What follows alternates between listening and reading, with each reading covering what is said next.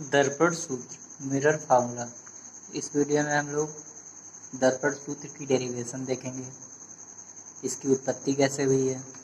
तो दर्पण सूत्र है 1/f बराबर 1/v प्लस 1/u।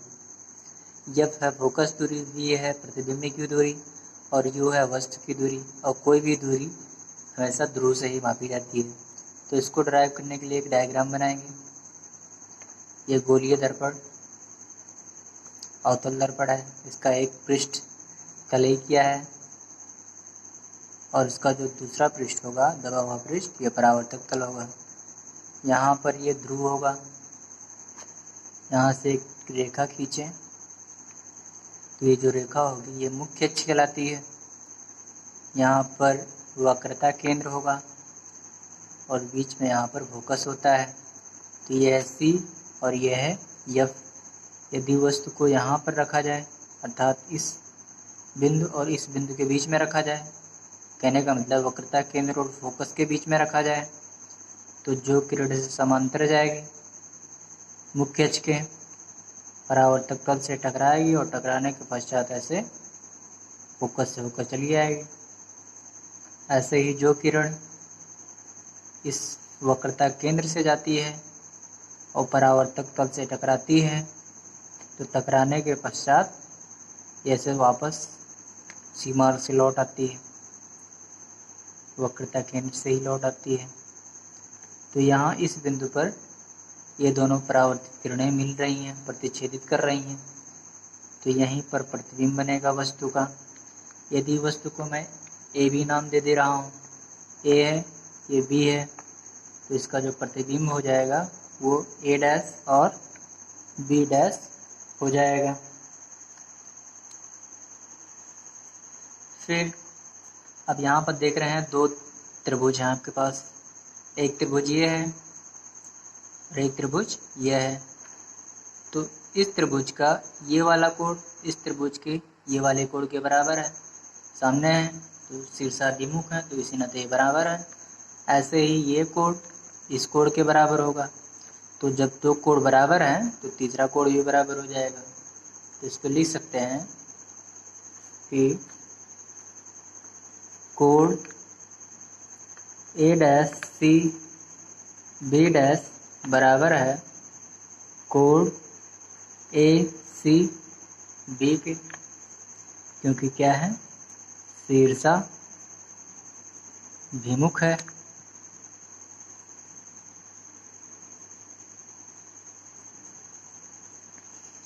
ऐसे ही ये कोण इस कोण के बराबर होगा, तो इसको कह सकते हैं कोण ए डैश बी डैश सी बराबर कोण ए बी सी, क्योंकि ये दोनों कोण समकोण हैं 90 अंश के।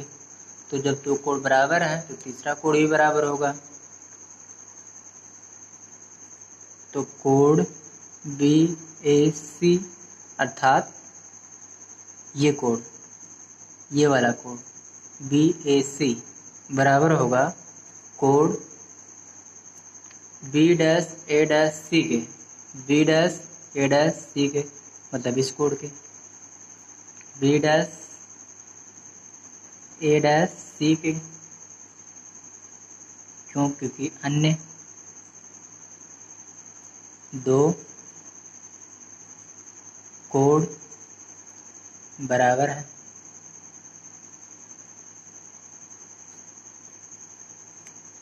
अतः हम कह सकते हैं, यदि मैं मान लो इसको ये पहला त्रिभुज है, ये दूसरा त्रिभुज है, अतः त्रिभुज 1 व त्रिभुज 2 समरूप हैं। समरूप मतलब इनके कोण बराबर हैं, भुजा भी बराबर हैं, तो इनकी भुजा का अनुपात भी बराबर होगा। तो हम अनुपात में ले रहे हैं, एक बार इसको ले रहे हैं इसके साथ, एक बार इसको लेंगे इसके साथ, तो कहेंगे सी बी डैश अर्थात ये सी बी डैश इस भुजा बटे सी बी ये अनुपात बटा ए अनुपात सी बी बराबर, एक बार इसको ले रहे हैं तो हुआ ए डैश बी डैश बटे ए बी, इसको मान लिया समीकरण 1। ठीक इसी प्रकार यदि देखा जाए तो ये एक त्रिभुज है और यहाँ पर एक ऐसे रेखा खींच दें ऐसे सीधे, अर्थात इस मुख्य अक्ष पर एक लंब डाल दें तो ये भी त्रिभुज बन रहा है।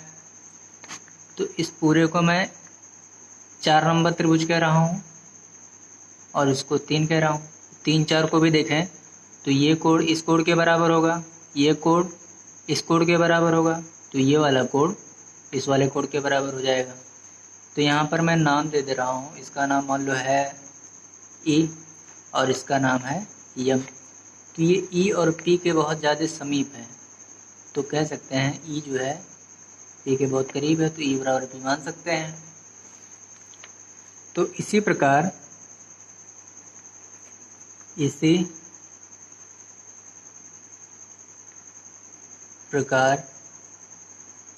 त्रिभुज ए डैश बी डैश एफ हुआ त्रिभुज एफ ई एम के समरूप है।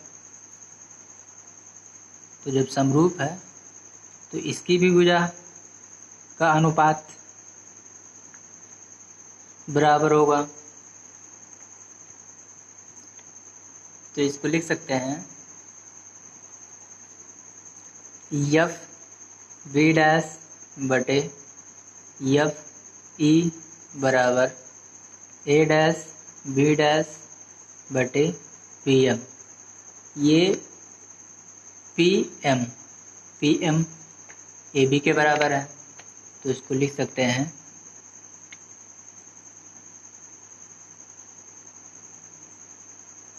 ए डैश बी डैश बटे पी एम की जगह ए बी लिख सकते हैं।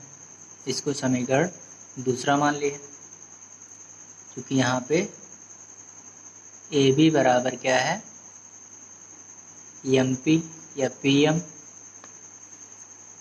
तो अब तुलना करें यदि समीकरण 1 की समीकरण 2 से, समीकरण 1 व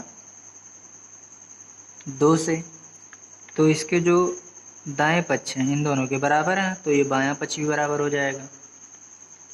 तो इसको लिख सकते हैं एफ बी डैश बटे एफ ई बराबर होगा सी बी डैश बटे सी बी के। अब इनका मान रख रहे हैं हम चिन्ह सहित।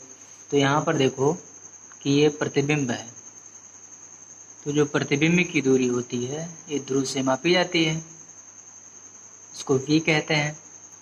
ये वस्तु है तो वस्तु की दूरी u से प्रदर्शित की जाती है। ऐसे ही ये वक्रता केंद्र है, यहाँ से यहाँ तक वक्रता त्रिज्या होगी तो इसको r कहेंगे। ये फोकस है तो f और कोई भी दूरी ऋणात्मक होगी, क्योंकि ये ध्रुव के बाएं ओर है या आपतित किरण के विपरीत दिशा में है, तो सबका मान माइनस होता है। तो चिन्ह के साथ इन सब का मान रख देंगे। तो हमें क्या लेना है एफ बी डैश, अर्थात ये वाला एफ बी डैश, यहाँ से यहाँ तक की दूरी। तो इस पूरे में से इतना को घटा देंगे, इस पूरे में से इतना घटा देंगे तो इतना आ जाएगा। तो क्या कह सकते हैं, ये पूरा है माइनस बी, तो इसके लिख दिए माइनस बी, इसमें से माइनस एफ घटा देंगे तो माइनस एफ। कितना चाहिए था हमें, एफ बी इतना चाहिए था, तो इस पूरे में से इतना घटा दिए तो इतना आ गया, बटे एफ ई चाहिए तो इतना माइनस एफ होता है, बराबर सी बी बी डैश इतना चाहिए, तो इस पूरे में से इतना घटा देंगे, ये पूरा माइनस वी है, माइनस क्या घटाएंगे, इसमें से इतना घटा देंगे, तो माइनस आर हो जाएगा बटे ये है सी बी, ये सी बी, तो इतने में से इतना घटा देंगे, तो ये इतना माइनस आ रहा है और इतना माइनस यू है, तो माइनस आर में से माइनस यू घटा देंगे। अब ये ब्रैकेट हटाते हैं, तो हुआ क्या, माइनस बी प्लस एफ बटे माइनस एफ बराबर माइनस बी प्लस आर बटे माइनस आर प्लस यू। अब क्रॉस मल्टीप्लाई कर रहे हैं,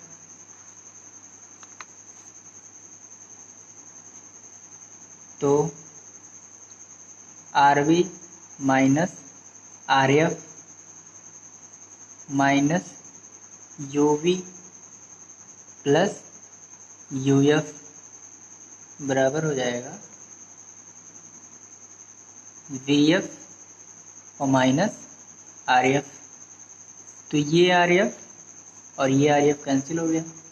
हम जानते हैं कि आर बराबर क्या होता है, 2 इंटू एफ होता है, या स्मॉल आर बराबर 2 इंटू एफ कह सकते हैं आर बराबर।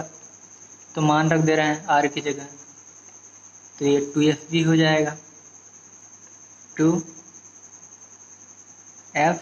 v, ये माइनस यू वी, फिर प्लस यू एफ बराबर वी एफ।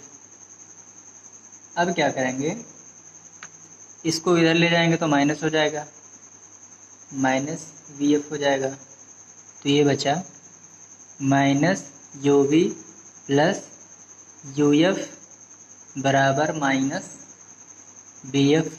अब क्या करेंगे, दोनों पक्षों में यू वी एफ से भाग देंगे, भाग देने पर, तो भाग देंगे तो यू वी एफ से भाग देंगे, तो यहाँ पर एफ बचेगा, तो ये हुआ -1/f, फिर प्लस यहाँ पे भी बच जाएगा, फिर बराबर यहाँ पर -1/u हो जाएगा। फिर इसको इधर ले जाएंगे और इसको इधर ले जाएंगे, तो 1/v प्लस 1/u बराबर 1/f हुआ, या इसको लिख सकते हैं कि 1/f बराबर 1/v प्लस 1/u। तो इस तरह से हमारा ये सूत्र जो है प्रूफ हो गया काफ़ी आसानी से। तो ये रिलेशन होता है, यूवीएफ में संबंध होता है, परीक्षाओं में बार बार पूछा जाता है।